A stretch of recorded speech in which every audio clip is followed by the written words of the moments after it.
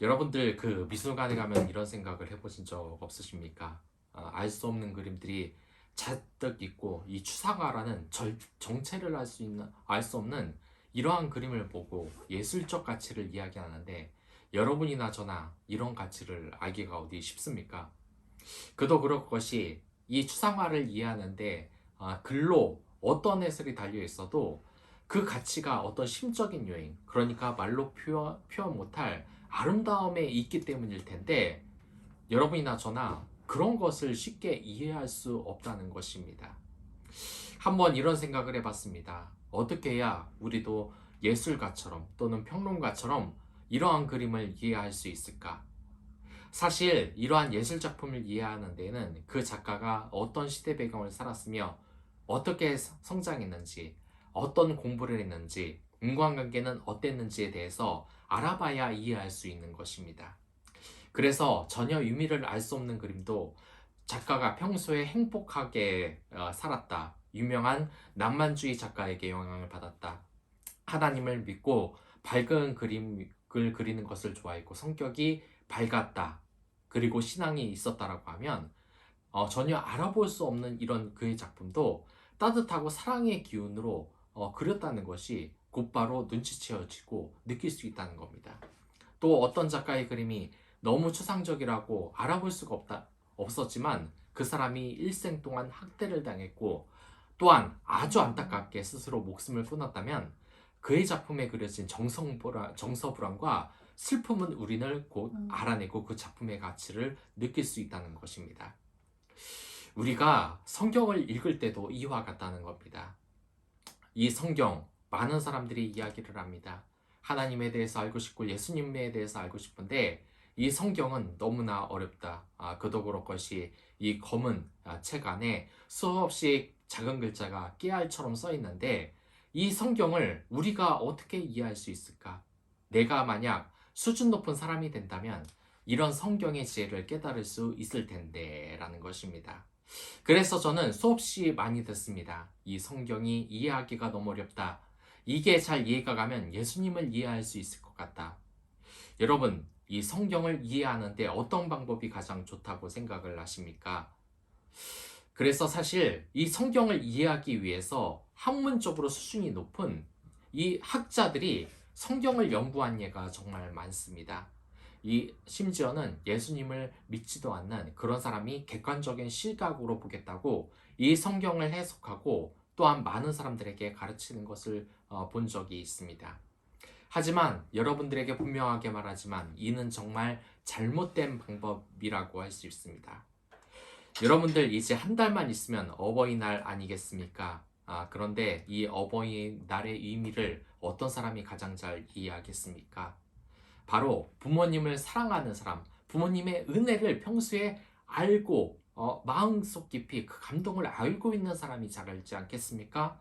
분명 이 어버이날을 설명하라고 했을 때 공부를 많이 한 무슨 사회학자니 이런 사람들이 이 부모님의 은혜를 잘 알고 있지는 않을 겁니다. 분명 효자나 효녀가 이런 어버이날에 대한 의미를 아주 잘 알지 않겠습니까? 이 성경도 마찬가지입니다. 이 성경을 이해하기 위해선 학자적인 관점은 물론 중요합니다.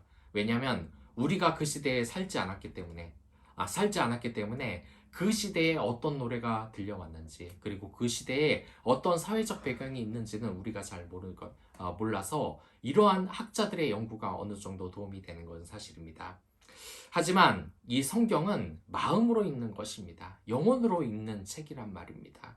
만약에 이 성경을 읽는 사람이 하나님의 사랑이 뭔지 아예 모른다. 그럼 이 성경을 처음부터 아주 잘못 들어가고 있는 것이고 이 성경의 의미도 아주 모르는 것입니다. 사랑이 없는 그런 유명한 학자에게 어버이날에 대해서 설명해 달라고 하면 그냥 우리 주위에서 흔히 보이는 효자나 효녀보다 설명을 잘 못하고 이해를 잘 못하는 것처럼 말입니다. 근데 이 사도 요한의 오늘의 요절도 바로 이렇게 써 있는 것입니다. 이 사도 요한이 썼다고 알려져 있는 이 요한복음을 살펴보면 이 요한복음 끝에는 아주 흥미로운 구절이 있습니다. 예수께서 행하신 일 이외에도 많으니 만일 낱낱이 기록된다면 이 세상이라도 이 기록된 책을 두기에 부족할 줄 아노라. 예, 이 성경은 대단히 어려운 책입니다. 하지만 이 성경을 모두 읽는다고 해도 우린 하나님에 대해서 다 이해할 수가 없습니다. 근데 이 사도 요한의 말을 여러분들 보셨습니까? 우리가 이해하기 어려운 하나님이라면은 정말 그 신비로운 비밀에 대해서 아주 자세하게 묘사를 해야 되는데 아주 무책임한 말처럼 여기에서 그냥 끊어버린 것입니다. 분명 하나님께서는 이 사도 요한을 통해 이 하나님의 말씀인 성경을 쓰게 했습니다. 근데 이 성경에서 예수님에 대해서 설명을 하는데, 하나님에 대해서 설명을 하는데 해결되지 않는 신비로운 비밀을 모두 우리에게 풀어주지 않고 그냥 이 세상 책에 기록되기에는 너무 부족한 줄 그냥 알아라, 이러한 식으로 써 있다는 것입니다. 그러므로 여러분이나 저나 성경에 대해서 잘 모르지만 이 성경을 더 읽다 보면 궁금증이 생기게 됩니다. 아니, 이 말씀의 뜻은 무엇이지? 하나님은 대체 어떠한 분이신가? 외계인은 어디 있는 것인가? 그리고 나란 존재는 어떻게 태어나시는가? 이 성경을 아무리 찾아봐도 이승신이라는 이름은 안 나옵니다. 아무리 찾아도 이지연이라는 이름은 안 나옵니다. 근데 왜 이렇게 우리가 알고 싶은 것이 많은데 사도 요한은 여기에서 그냥 이것을 끊어버렸을까요? 분명히 사도 요한은 우리보다 성경에 대한 조예가 깊을 것입니다. 하나님에 대해서 더 이해하고 사랑의 사도만큼 하나님의 사랑을 잘 이해하고 있기 때문입니다. 여기서 보면 아무리 정말 우리가 예수님께 배워도 예수께서 행하신 일들은 우리가 아는 것보다 비교도 안 될 정도로 많다고 이야기를 합니다. 그래서 그 기록된 책은 이 세상을 가득 채우고도 남을 것이라고 말을 합니다. 이것이 무엇입니까? 이 하나님이 무한하신 분이라는 겁니다. 어떤 분인지 설명을 하려면 처음과 끝이 없을 정도로 무한하게 설명을 해야 된다는 겁니다. 우리가 생각을 해야 될 것은 그겁니다. 이 성경으로 예수님의 모든 것을 다 설명한다? 1000장, 2000장으로는 어림도 없습니다. 이 요한복음은 21장으로 이루어졌는데 만약 이 사도 요한이 예수님에 대해서 자세히 기록한다, 그래서 한 20억 장을 썼다, 그래도 모자란다는 것입니다. 제가 대학교 때 가장 많이 들었던 말이 뭔지 아십니까? 그건 교수님이 항상 시간이 부족하다는 말이었습니다. 제가 처음에는 전문대를 다녔는데 그때 기계 설계를 하시는 교수님이 이런 말을 하셨습니다. 이 과정은 원래 최소한 1년은 공부해야 된다. 근데 지금 3개월, 1학기만 공부한다? 너무 적다는 겁니다. 그러면서 무리하게 수업을 이끌고 나갔는데 그게 어디 공부가 됐겠습니까? 그 어느 정도 기계 설계를 공부한 아이들은 몰라도 저처럼 문과를 나온 사람은 이해도 안 가는 공식을 정말 진도를 빠르게 나갔는데 정말 아주 환장할 정도로 힘들었다는 이 학생들이 정말 많았습니다. 근데 이게 또 끝이 아니었습니다. 금속공학 교수님은 이 과정은 원래 2년 정도 배워야 되는데 1년밖에 안 배운다면서 또 엄청난 내용을 진도로 나가는 겁니다. 그게 이해가 가겠습니까? 근데 나중에 또 편입을 했는데 이것도 끝이 아니었습니다. 나중에 철학과로 편입을 하니까 중국 철학을 가르치는 교수님이 중국의 원대한 이 철학을 배우는데 어떻게 3달로 3개월로 다 배울 수 있냐? 이 과정은 원래 4년은 공부해야 된다. 그러면서 엄청나게 진도를 나가고 또한 히랍 철학, 그리스 철학을 배우는데 그리스 철학을 공부하는 이 사람도 여러분들 평생을 공부해도 그리스, 로마 이 신화도 다 못 읽는데 이 그리스 철학이 얼마나 심오한지 아냐? 3달 공부 말도 안 된다. 이건 한 10년은 해야 되는 공부다 하고 또 엄청나게 진도를 나간다는 것입니다. 근데 이렇게 마구잡이로 저에게 머리로 쏟아붓듯이 정보를 하는데 그게 제 머리에 들어오겠습니까? 당연히 들어오지 않았습니다. 왜냐하면 제가 받아들이는 지식에 한계가 있기 때문에 아무리 많은 교수님들이 원대한 지식을 저에게 넣어준다고 해도 저희 능력에는 한계가 있기 때문입니다. 그래서 이런 사람을 빗대어 말하는 유행어가 나왔습니다. 뭡니까? TMI. 그러니까 과도한 정보를 주는 사람에게 TMI라는 말을 합니다. 저도 이 사모가 가끔 이 브이로그를 기록할 때 너무 말이 많을 때 투머치 하다면서 TMI라면서 이 영상을 끊고 있는데 제 사모는 잘 이해는 못하지만 나중에는 이 뜻을 아마 이해할 겁니다. 자, 그러니까 이 하나님도 분명히 무한하신 분입니다. 근데 이 무한한 분을 설명한다고 TMI를 하면 안 된다는 것입니다. 이 하나님께서는 우리가 유한한 사람들이고 이해를 잘 못하는 그런 멍청이라는 것을 잘 아신 겁니다.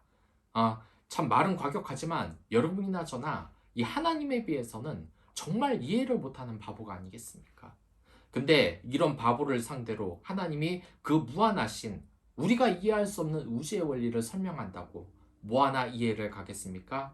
심지어 우리가 얼마나 어리석냐면 하늘에 있는 태양도 바라보지 못하면서 하나님이 없다고 말을 하고 또한 하나님이 무한하신 분, 모든 것을 만드신 분이라고 해도 어떻게 그걸 만드느냐 하면서 이해도 못할 정도로 이 지식 수준이 떨어지는 사람들이라는 겁니다. 자, 하지만 생각을 해보십시오. 이 하나님이 너희들은 참 답답하다. 나에 대해서 그렇게 이해를 못하느냐 하고 요한복음을 21장이 아니라 한 21억 장까지 써놓다고 하면 그게 어디 우리에게 이해가 되겠습니까? 또한 이해가 가는 것이겠습니까? 그렇다면 우리는 생각을 해야 된다는 것입니다. 이 성경은 그러면 하나님의 유효본으로서 아주 작은 부분만 보여주니 쓸데가 없는 것이라고 생각을 하면 되겠습니까? 그런데 그렇지가 않다는 겁니다. 우리는 이 성경이 정말 하나님의 영감으로 된 것이고 하나님의 원리가 된 것, 틀린 말씀이 전혀 없는 진리의 말씀이라는 것을 알고 이 성경을 바라봐야 된다는 것입니다. 그렇다면 여러분들은 진정 수준 높은 사람으로서 마치 예술가들이 이 수준 높은 작품을 이해하고 감동을 얻듯이 이 하나님의 말씀을 가지고 이해하고 감동을 얻을 수 있다는 것입니다. 그런데 이 성경은 왜 이렇게 작은 데에 쓰여 있나? 왜 이시연이 가진 고민, 이승신이 가진 고민을 일일이 써놓지 않았냐? 하나님께서는 우리에게 이 성경을 통하여서 66권을 통하여서 일부만 보여주신 이유가 바로 있는 것입니다. 저는 3년 전도 힙합이라는 춤을 배운 적이 있습니다. 이 춤을 배우면 어떤 식인지 아십니까? 아닌 경우도 있지만 대체적으로 한 가지 춤을 배우는데 한 주가 걸립니다. 그러니까 이 춤을 한 번, 두 번, 세 번이나 아니면 두 번, 뭐 일주일에 두 번이나 세 번 정도 해가지고 한 가지 춤을 배운다는 겁니다. 이 춤을 배우는데 얼마나 노력을 했겠습니까? 이 선생님한테 배우면은 동작이 잘 안 되는 것, 또한 이 순서가 잘 안 이루어지는 것을 제가 집에서 열심히 하고 마지막 금요일 날 멋지게 춤을 춥니다. 그러면 참 박수를 받고 참 좋지 않습니까? 근데 이게 참 허망합니다. 왜냐하면 다시 다음 주가 되면 생전 모르는 새로운 춤을 다시 처음부터 추는 겁니다. 그러니까 다시 처음부터 배우고 느는 게 하나도 없는 겁니다. 아무리 춤을 열심히 춰봐도 다음 주만 되면 새로운 춤을 추니까 그냥 이 춤에 대해서 초보가 되고 마는 겁니다. 그래서 원래 춤에 소질이 없어서 그런지 이게 정말 어려웠습니다. 그런데 이게 1년, 2년, 3년 정도 추다 보니까 이상한 일이 생겼습니다. 분명히 춤에 재능이 없는 제가 1주가 지나면 또 새로운 춤을 춰서 또 이 춤을 새롭게 연습해야만 했던 제가 이 춤을 정말 못 췄던 제가 이게 계속 반복이 되니까 1주마다 새로운 춤을 추는데 새로운 춤을 추더라도 이 실력이 느는 겁니다. 새로운 춤을 처음 배우는 춤도 자세가 더 좋아지고 이 춤을 외우는 그러한 머리도 늘어났습니다. 이게 왜 그런지 아십니까? 이 춤을 추면서 원리를 이해해서 그렇습니다. 아무리 처음 배우는 춤이라도 계속해서 춤을 추니까 어떤 비슷한 동작에 대해서 이해를 하게 되고 춤이 어떠한 순서로 이어지게 되는지 이 몸으로서 원리를 이해하게 된다는 것입니다. 성경도 마찬가지입니다. 이 성경 66권은 여러분들이 하나님의 비밀에 대해서 전혀 알 수 없는 것이 아니라 원리를 한 가지 두고 이 바라본다면 이해가 잘 되는 것이고 여러분들이 이 수준 높은 성경을 읽는 사람이 될 수 있다는 것입니다. 그래서 이 성경을 잘 읽기 위해선 여러분들이 수준 높은 사람이 되기 위해선 어떻게 해야 되느냐? 그 사람의 눈높이가 되는 것이 먼저입니다. 그러니까 이 성경을 읽을 때 하나님의 눈높이에서 바라볼 수 있는 마음이 되어야 된다는 것입니다. 이 하나님의 눈높이가 된다는 것, 어떻게 보면 우리에게 불가능한 일처럼 느껴집니다. 하지만 이는 분명히 가능한 것입니다. 어떻게 해서 그 사람의 눈높이가 될 수 있는가? 그것은 하나님의 마음으로 읽어야 된다는 것입니다. 여러분들, 여러 학자들이 이 성경에 대해서 이해하고 연구하고 있다는 말을 분명히 들은 적이 있습니다. 이것을 들으면 여러분들 얼마나 시험에 드시는지 아십니까? 어떤 사람들은 이 성경에 대해서 나한테 배우면, 학식이 많은 나, 세상의 학자들한테 배우면 여러분들은 구주 그리스도를 믿지 않게 된다는 이야기가 있을 정도입니다. 하나부터 열까지 전부 다 의심을 하게 됩니다. 역사적인 배경을 보면 이 성경은 한 사람에 의해서 써진 것이 아니라 여러 사람에 의해서 써진 것이고, 이 사람 나중에 내용이 더해지고 빼지고, 또한 이사야는 한 명이 아니고 세 명이고, 또한 모세가 쓴 것이 아니고 다른 사람이 쓴 것이고, 이런 것 외에도 우리의 믿음의 도전이 되는 여러 가지 연구들이 대단히 많다는 것입니다. 그래서 이 도올이나 여러 학자들과 제가 토론을 한다, 성경에 대해서 토론을 한다, 그렇다면 제가 이길 수 있겠습니까? 아닙니다. 모릅니다. 저 또한 이 성경에 대해서 많이 배우고 공부는 했습니다만, 그 사람들 역사적인 배경, 또한 이 성경을 보는 다양한 시각들과 이 배경은 제가 생전 처음 들어보는 그런 것을 가지고 저를 조롱할 수도 있을 겁니다. 왜냐? 넌 목사인데도 성경에 대해서 그렇게 모르지만 난 학문적으로 이걸 다 외워놓고 있다. 하지만 분명하게 말씀드립니다. 저와 그 사람 중에서 성경에 대해서 더 잘 이해하고 있는 사람은 바로 저라는 것을 말입니다. 왜 그런지 아십니까? 저에게는 믿음이 있기 때문입니다. 그 사람들에겐 믿음이 없기 때문이라는 것입니다. 여러분들, 이 사랑이라는 감정을 이야기할 때 어떤 사람들이 가장 많이 이야기를 합니까? 저는 이 사랑에 대한 감정을 가장 잘 이야기할 수 있는 사람은 어머니라고 생각을 합니다. 근데 그 어머니가 사랑에 대해서 무슨 정의를 잘하기 때문입니까? 그렇지 않습니다. 어린 아이들, 어린 영혼을 보고 눈을 반짝반짝거리며 그들을 정말 사랑하는 그러한 눈빛과 행동이 보이기 때문이라는 것입니다. 근데 그 어머니들에게 물어보면 늘 하나같이 이런 말씀을 하십니다. 원래는 난 아이들을 정말 싫어했다. 근데 어느 순간부터 내가 애를 가지고 나서부터 이 아이들을 사랑하게 됐다는 것입니다. 여러분들 그 말을 학문적으로 표현할 수 있겠습니까? 어떻게 표현할 수 있겠습니까?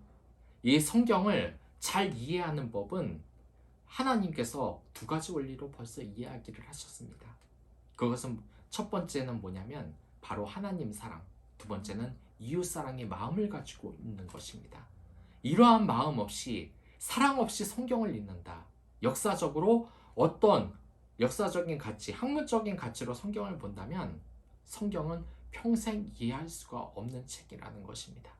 저는 예전에 말했습니다. 이 오카는 목사님이 겪었던 그러한 이야기인데, 그 목사님이 아주 잘 아는 목사님이 거기에서 한 교회에서 열심히 설교를 하는데 1년이 지난 시점에서 이 장로님이 그 담임 목사님을 세워놓고서 하나하나 수첩에다가 여태까지 말 실수한 것, 말 더듬은 것, 성도 앞에서 그 실수한 것을 다 적어놓고서 하나하나 반박을 하면서 이걸 얘기하면서 목사님에게 이걸 고치라고 지적하는 것을 본 적이 있다는 것입니다. 이게 좋은 것 같습니까? 절대로 그렇지 않습니다. 왜냐? 그 담임 목사님을 사랑의 시각으로 보지 않았기 때문입니다. 우리가 성도를 이해하는 데서 마찬가지입니다. 공동체를 이해하는 데도 마찬가지인 것입니다. 공동체 중에서 가장 능력 있는 사람이 뭔지 아십니까? 그것은 사랑의 공동체를 만들고 격려하는 사람입니다. 맨날 이 과장이라는 사람, 자신의 팀장이라는 사람이 맨날 못한 것 지적하고 이리저리 만난다면 그 공동체는 분명히 실적이 더 떨어지게 되어 있습니다. 하지만 아, 분명하게 이것저것 개선할 것을 개선해주고 그 사람이 최대한 능력을 발휘할 수 있게 북돋아 준다면 그 팀은 아마 더더욱 성장하지 않겠습니까? 이 성경의 말씀도 그러한 것입니다. 만약에 성경을 사랑의 마음으로 읽지 못한다. 그렇다면은 정말 이 성경에 대해서도 이해 못하고 하나님의 말씀에 대해서도 이해 못하고 내가 수준 높은 그리스도인이 되는 데에도 실패한다고 여러분들에게 말하고 싶습니다. 만약에 성경이 이해가 안 간다. 그렇다면 바로 시작할 것이 있습니다. 성경을 계속 읽어보고 귀고로 간구하십시오. 내가 하나님 사랑과 이웃 사랑의 마음을 알게 되려면 이 하나님께서는 성령으로서 여러분들에게 그 마음을 넣어주십니다. 사랑이 없고 냉철한 모습이라도 여러분들에게 그러한 마음을 주는 겁니다. 그리고 두 번째로 사랑을 실천해 보시기 바라겠습니다. 이 성경의 원리를 이웃을 사랑하라고 하는데 내 자신이 사랑하는 모습이 없다. 남들에게 전혀 희생하는 모습이 없다 하면 한번 그들에게 친절한 마음으로써 좋은 이야기를 해보고 커피를 사보고 그들의 말에 진정으로 공감하면서 함께 친해고자 하는 그러한 시도를 해보는 것이 어떻겠습니까? 저는 이 그리스도인이라는 것, 저를 포함해서 많은 사람들이 정말 이 싸울 때 무섭게 싸우고 세상 사람들처럼 할 말 다 하고 하는데 그런 것도 사랑이 있는 사람들 또한 그리스도의 이 마음 가운데 야단을 치는 것이지 자기네 자신의 어떠한 그 화를 다른 사람한테 퍼부으면서 말하는 사람이 다른 사람에게 은혜를 주는 것은 절대로 좋지 않다고 생각합니다. 흔히 이렇게 말합니다. 예수님이 바리새인을 가지고 유대 학자를 가지고 아주 신랄하게 비판을 했다고 그것에 대해서 시원한 마음을 갖고 주변 장로님에게 주변 목사님에게 또는 회사 상사에게 막말을 하는 사람들도 있지만 사실 그러한 것은 전혀 은혜가 되지 않는 것입니다. 예수님이 신랄하게 유대학자를 비판했다. 그렇다면 여러분들은 이렇게 생각해야 된다는 것입니다. 예수님이 야단쳤으니까 잘못된 것을 야단쳤으니까 나도 야단치고 다녀야지가 아니라 그렇게 야단치고 벌주는 권한은 하나님께만 있다는 것을 기억하십시오. 우리가 다른 사람에게 전할 수 있다는 것은 사랑밖에 없다는 것을 여러분들 기억하시길 바라겠습니다. 이러한 하나님 사랑과 이웃 사랑, 내가 만약 차가운 마음을 가졌다고 해도 기도로 간구하십시오. 하나님께서는 성령으로 우리에게 사랑을 이해하는 아주 수준 높은 사람으로 여러분들을 바꿔놓을 것입니다. 그리고 사랑이 가득하면 여러분들의 인생이 바뀔 것이라고 확신합니다. 날마다 이 세상이 어두워 보이고 시비거리만 있었던 사람들도 이 하나님의 사랑의 원리를 깨우치고 성경을 읽는다. 그렇다면 여러분들은 어려운 그림을 이해하는 예술가들보다 더 수준이 높은 사람, 더 하나님의 사랑의 사람과 가까워지는 그런 하늘나라의 천국 시민이 된다는 것을 여러분들에게 말씀드리겠습니다. 그럼 다 같이 기도하겠습니다.